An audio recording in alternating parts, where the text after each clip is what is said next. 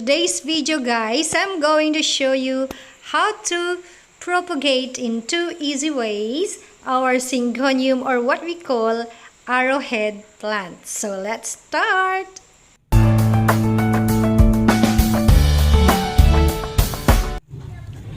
Hello mga kamamshi! And of course, mga kaplanchi!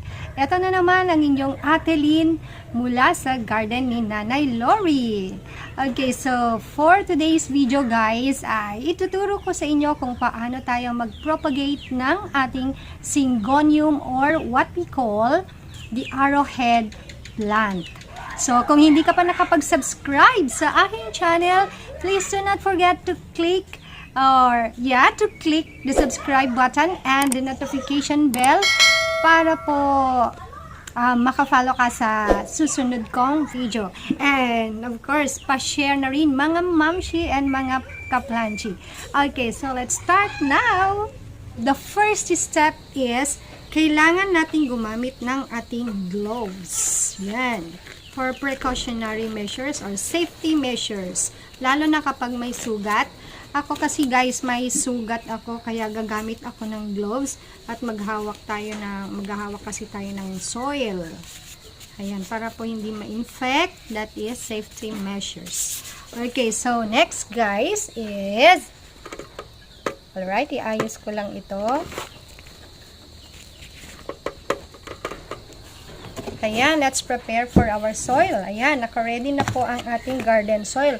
And our garden soil is a mixture of garden soil. Ito. Yeah. At saka hinaluan ko siya ng vermicast at carbonized rice hull. Next po na ihanda natin is water. Yan. Ito po ang ating water. And then after that, i-ready po natin yung ating mga pots. Okay, so I have here a pot and then jar. Okay. Jar for the water propagation, and sa pot naman po is for the soil propagation. Okay, so let's get ready. Okay, let's get our plant. So, ito na yung plant natin. As you can see, marami na po siyang, yan, may mga aerial roots na po siya. Yan na po ang pwede nating ikakat dito sa part na to.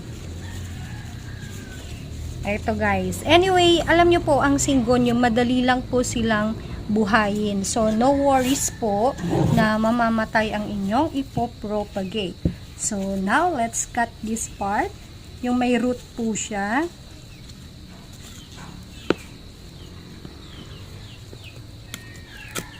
Okay.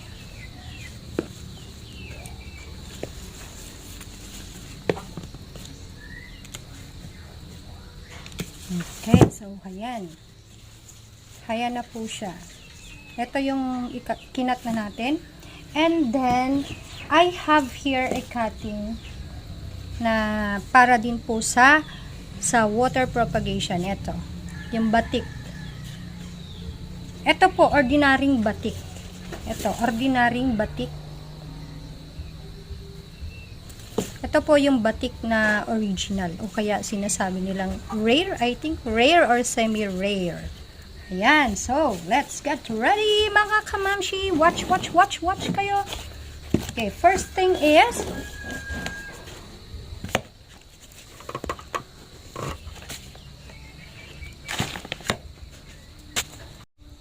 alright, so eto na, guys, para sa ating soil propagation. Lagyan ng soil ang pot. Madali lang naman gawin ito. Ayan. Madali lang siyang gawin, guys. Then, itatanim na po natin itong ating nakat na arrowhead plant. Wag masyadong malalim, guys, kasi kung malalim para mabubulok yung stem niya. Parang ganyan lang. Okay? Yan. And then next, itong ating jar. Okay, let's change it. Then lagyan natin ng water. Ayan. And then, ilalagay na natin yung ating nakat din na isang plant. Ayan. Ito, sa katunayan, itong isang plant na to, isang cutting, ay nakat ko siya. Ay, binabad ko na siya dati for, I think, 2 days. Kaya, ayan, nagkarot na din siya. Ayan, guys. So, hintayin lang natin siya na magkarot ng marami. Then, dadami po siya. And then, kung gusto natin ilagay sa pot, pwede lang din. Okay, so this is it, guys. As simple as that. Okay, so tapos na ang ating propagation ng ating syngonium, or what we call arrowhead plant. The 2 ways: soil propagation and water propagation. Okay, let's have a recap. Ang ating syngonium ay tinatawag din natin siyang arrowhead plant. And the 2 easy ways to propagate ay pwedeng soil propagation or water propagation. Okay, so anyway, ito po yung pinopagate ko 2 weeks ago. Tignan nyo, si Pink Passion. This is Pink Passion, I think. Ayan, buhay na po siya. At, yan, look at it. Hindi ba ang ganda niya? Ang ganda. Lalo na, na-admire ito ng mga plant lovers. Okay, so that's all for today's video. Ito ulit ang inyong Ate Lynn na nagsasabing sa halaman may kita. Okay, so I hope guys meron kayong natutunan sa ating video today. Do not forget po na i-follow ang aking page para po sa mga susunod pang videos. Okay, so guys, you are welcome to visit my garden. Location po, garden ni Nanay Lori. Ang location po is Ilagan City, Isabela. Okay, so that's all for today, guys. God bless.